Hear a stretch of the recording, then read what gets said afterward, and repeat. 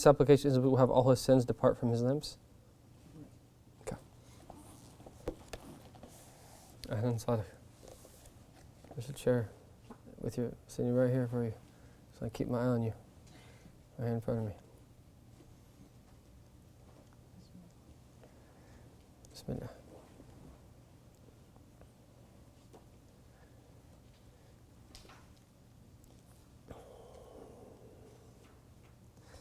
Bismillahir Rahmanir Rahim. Alhamdulillahi Rabbil Alameen. Wa sallallahu ala Sayyidina Muhammadan ashraf al-anbiya'i wal mursaleen. Wa ala alihi at-tayyibin at-tahirin wa sahabatihi al-akramin. Tabi'ina lahum bi ihsan ila yawm al-din. Wa alayna ma'ahum wa fihim bi rahmatika ya arhamar rahimin. Once again, I will be filling in for Imam Amin. He is preoccupied with the summit that he has arranged. He had a large weekend program held at his masjid in Atlantic City, a successful program that I understand went very well. May Allah Ta'ala accept from all of those who presented and attended and all those who arranged it, and may it be a means and source of great good for the Ummah of our Prophet ﷺ here in the United States of America and abroad, inshaAllah Ta'ala. And that, alhamdulillah, as we progress through these texts, is that the way that it's been turning out is that we have different teachers covering different sections. And there is a benefit in that, to get different insights from different people. And this is the way that these texts are, is that, yes, it's set in terms of the words that are on the paper, but different people are granted different understandings. This is something that you find when there's multiple commentaries on one particular text, is that different benefits come out of different perspectives, that different onlookers to the text. And one of the things that you'll find as well, in terms of your own self, in terms of you accessing the meanings of the text, what you understand from it now might not be what you understand from it in 5 years, or in 10 years, or even in 20 years. And our teachers who taught us these texts have studied them maybe 40 to 50, sometimes 60 years ago was the first time they first studied it. But you'll find them in their 40s, in their 50s, in their 60s, and sometimes into their 70s and the 80s, and maybe even after that, still teaching these same texts. And it's not just like, oh, I know all of that, that's fine. No, that's not the way they approach it. They actually see themselves as falling short in everything that it is that they are reading, taste themselves to task for what they have yet to implement or haven't implemented to the fullest degree. And so these texts are like that. There's a renewal, a tajaddud of the meanings every time that we read them. And you can't read them enough. You really, really can't read them enough. And even were you to focus on Bidayat al-Hidayah, if you chose to do so for the next 2-3 years of your life, and read it once, read it twice, and over again, with the intention of putting it into practice, you would find wonders in that. Because these are texts ultimately of implementation. These are texts that are there to see whether or not that we are sincere in our approach to this affair, the affair of seeking knowledge, and in general, that living the realities of the deen. So we left off, as I understand it, at the dua of the ablutions of wudu, and that Imam Al-Ghazali radiallahu anhu, that he mentions that one of the du'as of our Prophet sallallahu alayhi wa sallam, and we know that whoever makes these supplications, as he then goes on to say, is that will have all his sins depart from his limbs. He will have all his sins depart from his limbs. And this is something that we know the reality of that making wudu, is that when we make wudu, is that it is a means to have the various sins that we committed with the various parts of our body be forgiven. And that we know as well as that our Prophet he spoke of this, sallallahu alaihi wasallam, where he says about the removal of sins, hatta takhruja min adhafirih, and they will even that come out of his fingertips, out of his fingernails. And it's interesting to note that there is an opinion in the Hanafi school attributed to Imam Abu Hanifa, although, as I understand it, it is not the dominant opinion in the school, that says that the water that you use after performing your ablutions is najis. It's actually impure.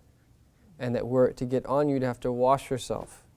And although that's not the dominant opinion, it is recommended in the Shafi school and perhaps others to avoid the water coming back onto your clothes when it falls off after performing your wudu. But one of the interesting things that Imam Al-Sha'rani points out about this position of Imam Abu Hanifa was he said that Imam Abu Hanifa was a person of kashf. He was a person of unveiling. And he was a person who saw that the sins of people were unveiled to him. He saw it in the water that was used for purification. So he could actually see that what people did. And so if someone is witnessing that, how could you possibly use that water for another ablution? And so this is what is called ma' musta'mal, used water. And the Shafi'i has their own opinion about that in the Shafi school, that it's not permissible to use used water, ma' musta'mal, for another purification. And the Maliki school, it's makruh, it's disliked, but it's valid. And so it's interesting to note that opinion. And this is the reality, that when we perform wudu, what a blessing. It is purifying us. Wudu is extremely important.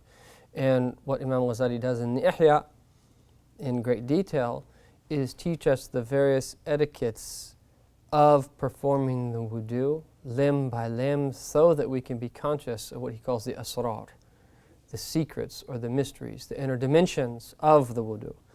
And it is as if that he is teaching us that all of the outward forms of worship that we have, we never neglect the outward, but they all are pointing to inner realities. In other words, is that he wants us to connect the outward form of worship with the internal realities.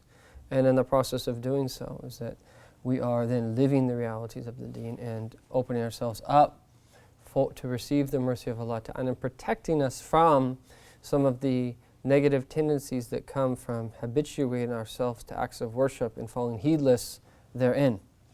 And so he says, whoever makes these supplications in his ablution will have all his sins depart from his limbs. His ablution will be stamped with a seal of approval, and will ascend to beneath the throne, where it will stay, glorifying Allah Most High and exalting Him. The reward of this will continue to be written for him until the Day of Judgment. MashaAllah. And this is from performing one wudu. So you can imagine if you continually are purifying yourself. And all of this also points to how that wudu is an ibadah mustaqillah. It is an independent form of worship. Yes, it is a prerequisite that for someone to pray and for the validity of their prayer, someone has to be in a state of ritual purity. They have to have made their wudu, or if need be, a ghusl. However, it also in and of itself is an independent form of worship. And so we should treat it as such. And we should try our best to be that aware when we make our wudu. And this is why Imam Al-Ghazali includes many of these du'as that we can say. And even though these scholars have put into question the authenticity of the narrations, and Imam An-Nawawi states about this, as for the supplications to be read when washing different parts of the body in ablution, none has been transmitted of them from the Prophet ﷺ. So the narrations have been put into question. The jurists, however, have considered it preferable to read the supplications that have been transmitted from the pious predecessors. This is what Imam Nawawi says in his Kitab al-Adhkar. So then he's going to warn us about a few things about our ablution, things we want to be aware of. There are 7 things you must avoid in your ablution. Do not shake your hands in a way that will make the water splash. Okay, and so that we want to be careful and deliberate when we make wudu, but we don't want to just splash water. Okay, and a lot of times when we see people, is that we go into the wudu facilities, the water's whoosh, it's just coming out super fast, and it's people as if they're just splashing water on themselves. And that's not really what we want to do. And for obvious reasons, because that tends to indicate that this is not really that worship if you're just splashing. along with some of the other wisdoms in that. And then secondly, do not strike the water against your head and face. And so that we don't want to splash water around, nor do we want to take that water and like strike it against our face, like that. Okay, you want to carefully put water between your hands. Start from the top when you wash your face and convey it as such. Put water in your arms like this, right? And wash your arms like this. Okay, and if you are putting your arm under the faucet, that's fine, but it's done so in a very nice and careful manner, like this, very slowly. He also says, do not indulge in worldly talk during the ablution. So even though it is not haram to do so, that what he's saying is that this is something that we want to avoid. Because wudu is a time to prepare to stand before Allah. And that is the essence of what we want to be aware of. When we are purifying ourselves, is that you bring to heart, I am purifying myself to stand before Allah. But we're supposed to be aware of that. That this act that I'm doing right now is there to purify me outwardly, but also inwardly. And there is a connection between the outward and the inward. And it is a very subtle connection. But this is why it is so important that we both have ilm and amal, because we need to have knowledge and practice to do both, what is upon us outwardly and what is upon us inwardly. And then that very subtle connection will lead to the results that we want. So it's important that we follow these etiquettes inwardly and outwardly. So do not speak and indulge in a worldly talk during the ablution. The best thing that we can preoccupy ourselves with is the dhikr of Allah. And he says, do not wash any limb more than 3 times. Because the sunnah is 3. And the sunnah is restricted to 3. The sunnah could have been 5 or 7 or 9. But the sunnah is to do it 3 times. So you shouldn't do it more than than the sunnah just because you think more is better. More is not always better. Is that when the Sharia has delimited a quantity, is that more is not better. Quality is better. And then there is times where that more, when there's not at the expense of quantity, could be better. Okay, but if the Sharia has delimited the quantity, then what's better is quality as opposed to quantity. And so he says here, do not wash any limb more than 3 times. And now if someone doubts, have I washed myself a second, 2 or 3 times? If you doubt, you build upon certainty. So, okay, I washed myself twice, now I'm going to do a 3rd. Okay, unless the doubt becomes excessive. And then he says here, number 5, do not pour more water over yourself than necessary, simply out of mere doubt. For there is a devil called Welhan, who mocks and plays with those who are given to obsessive doubt. So there's a special shaitan who tries to give us waswasa in our wudu. And what we really want is balance. Is that outwardly you do what's upon you, and inwardly that you realize that the whole point of this is to stand before Allah subhanahu wa ta'ala. And this is the text and the context. And when you spend time with rightly guided scholars and you see the way that they put the text that they study into practice, is it gives you a nice balance to understand that the outward is the outward and the inward is the inward. And then he says, do not perform your ablution with water that has been sitting in the sun. And there was a discussion, this is called ma' mushammas, water that has become heated or hot because of the sun. And the scholars that have different opinions in relation to that water. But this is that advice, do not perform your ablution with water that has been sitting in the sun and thus has become exceedingly hot. So in general, we should avoid exceedingly hot, and some would point out as well exceedingly cold if we're able to. And the reason is that if the water is extremely cold or extremely hot, you're going to have much less of an ability to concentrate on what it is that you're doing. Now, you might be in certain circumstances where, hey, that's all you have. Okay, and then in that circumstance, that you can't not perform wudu or ghusl just because of the lack of warm water. It's easier with hot water because you can just let it cool down. But it's much more difficult if you don't have the facilities to warm up cold water. And so in that circumstance is that unless that you are in a situation where you know that that water will make you sick, or if you're already sick, increase you in your sickness or delay your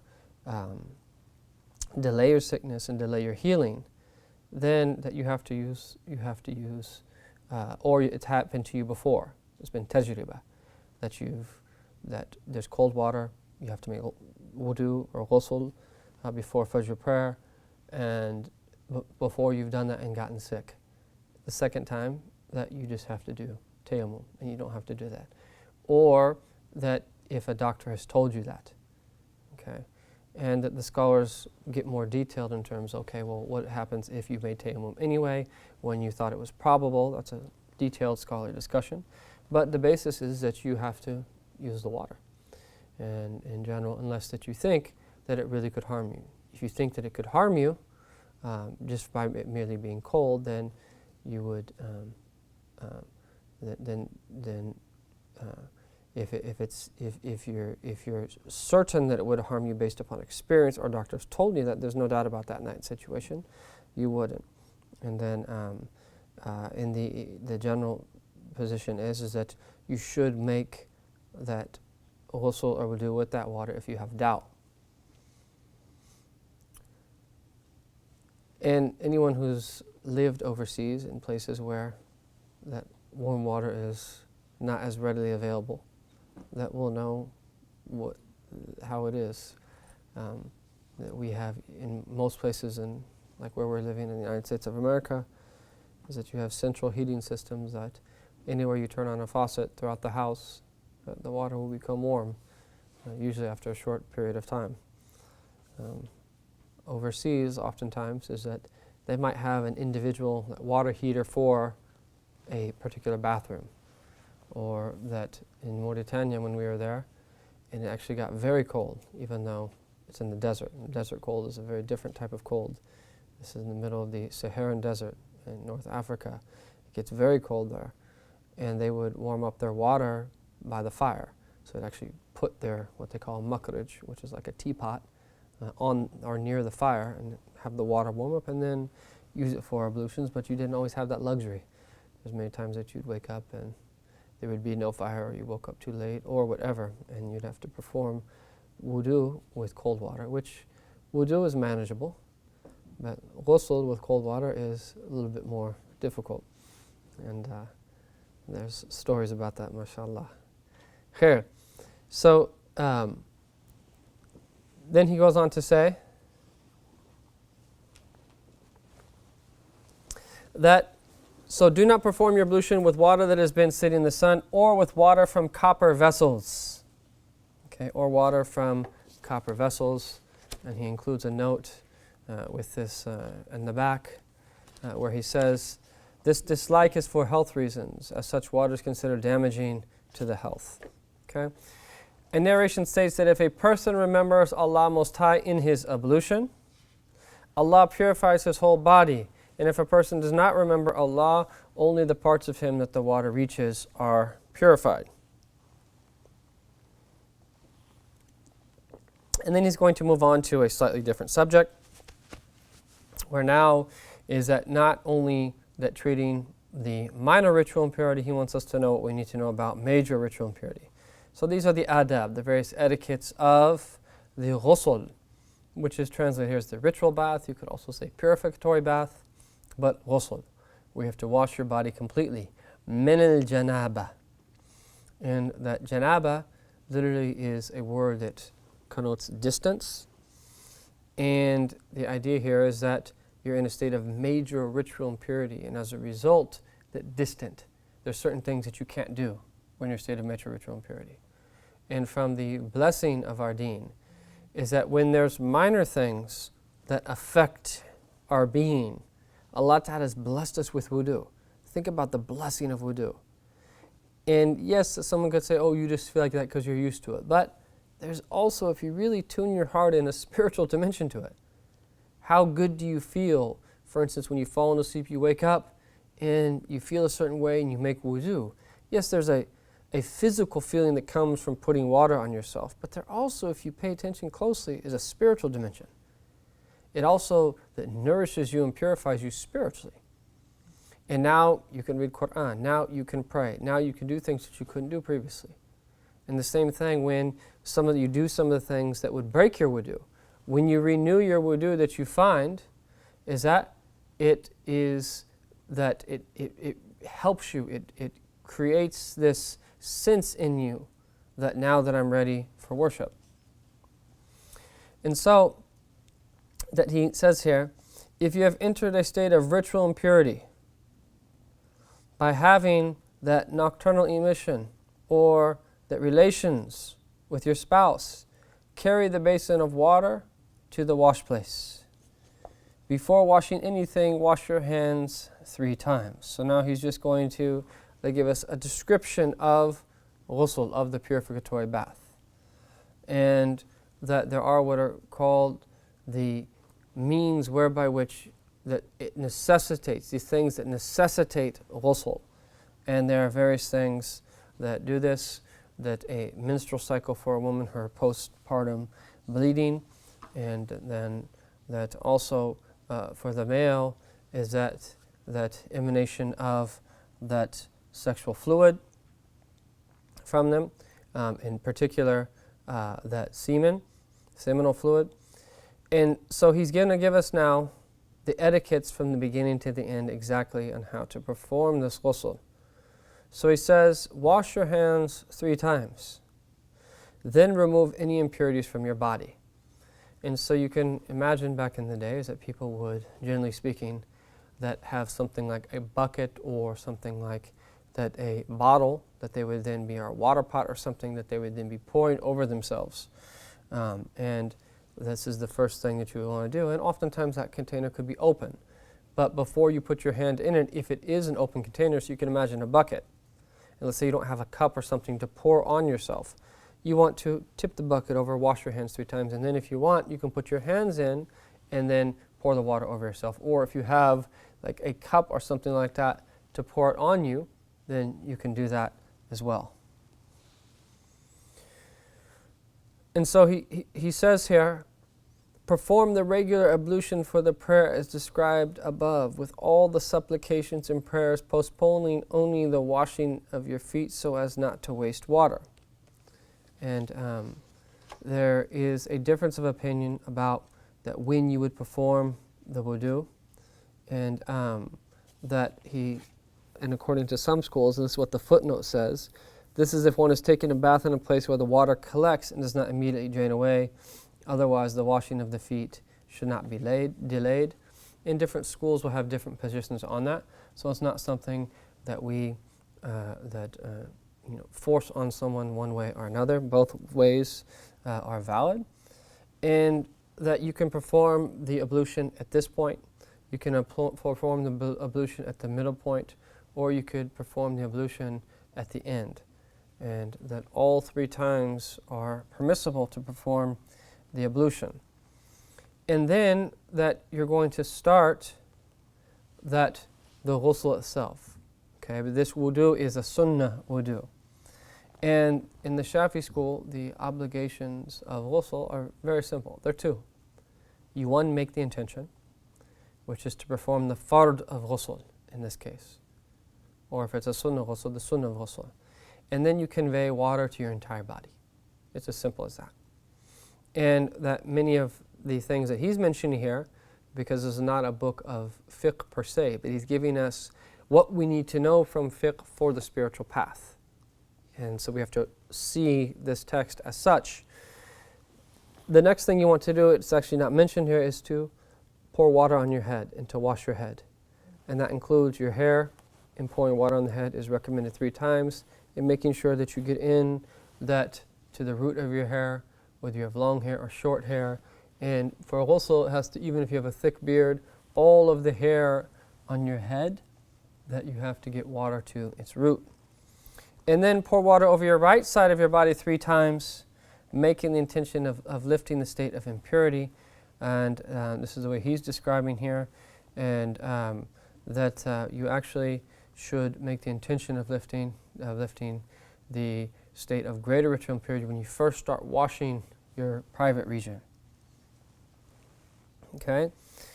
And then he says, rub the front and back part of your body. Use your fingers to make the water penetrate the hair of your head. Make sure the water gets into the folds of the body, as well as to the roots of the hair. So it's especially recommended to make sure the places that's a little bit harder to get water, like under your arms, between your legs, make sure that water gets there. That is recommended to do that. He says, avoid touching your private parts for both male and females, that after that you perform the ablution. And really it's after that you wash your private region. Okay, so that you can still be in a state of wudu. That were you to touch your private region, that during this process of performing the ghusl, you would be required then to make wudu after you finish the ghusl. If your hand comes into contact with your private region, repeat the ablution. Okay, and again he has a note here, and let's look what his note says. In the Hanafi school, that ablution is not broken by touching the male organ. Okay, and so that is the Hanafi opinion, and depending upon one school of thought, is that you follow what you know from your school. And then he says, in all of this, the things that are obligatory are the intention, removing impurity, encompassing the whole body while washing. And so even though that he mentions 3 things here, we mention 2, is that the ghusl itself, the obligation is 2 things. And that is to make the intention and to cover yourself completely with water. As for that removing the impurities, that's in order to make your ghusl valid. So you have to remove the impurities. So it's more of a condition as opposed to being considered one of the obligations. Now, there's details that relate to those impurities, that if it's impurity that comes off easily, or that it's an impurity that it doesn't have a substance, that one washing will suffice for both of them. But if it's, for instance, something you need to pour more and more water on to first remove it, then you have to remove that first before washing yourself. Okay, and then he says the rest of the actions in the ablution and ritual bath are confirmed sunnahs. Their benefits many and their reward great. Whoever dismisses them loses out. In fact, he puts his obligatory acts at risk, for the voluntary acts make up for deficiencies in the obligatory. So this is an important way that we understand the recommended acts, is that they're there for us to increase us in closeness to Allah subhanahu wa ta'ala, but also is that they repair, that they are what's called jawabir, in that they repair the shortcomings that we have in the obligations. And then the hadith that Imam Al-Ghazali started with was the hadith, what stated to us is that the way that we draw near to Allah subhanahu wa ta'ala is by performing the obligations, and then that increasing in supererogatory devotions. And the more that we do that, the more that we get closer to our Lord subhanahu wa ta'ala. And as we heard our teachers say, is that أفضل العبادة ترك المعاصي. The very best of worship is actually to leave sins. The best of worship is to leave sins. And what happens when you leave sins, it's like having a container that has no holes in it, is that you start to put a little bit of water and it retains, that you retain that water in your container. Whereas the likes of someone who's doing good deeds and then sins is like someone who has that various sizes, various holes of different sizes depending upon the nature of that sin in their bucket or in their container. That water comes in but it comes out. And so that this is the best of all worship. And then when you perform the obligations, that they'll have a strong impact on you. And then when you start to increase in devotions, they will even have a stronger impact on you after that as a result. And so may Allah Ta'ala give us tawfiq, and that bless us to be able to perform wudu and ghusl in all of our forms of worship the way that the righteous did. May we follow in their footsteps, resemble them, inshallah Ta'ala, and that may all of these forms of worship, may we realize their asrar and their secrets and mysteries, and that may we attach them to that motivation in the heart that is pushing us forward, that forever, that striving on a path to draw near to our Lord Tabarak wa Ta'ala. May Allah Tabarak wa Ta'ala purify us inwardly and outwardly, give us tawfiq in all of our different affairs. Wa sallallahu ala Sayyidina Muhammadan wa ala alihi wa sahbihi wa sallam. Walhamdulillahi Rabbil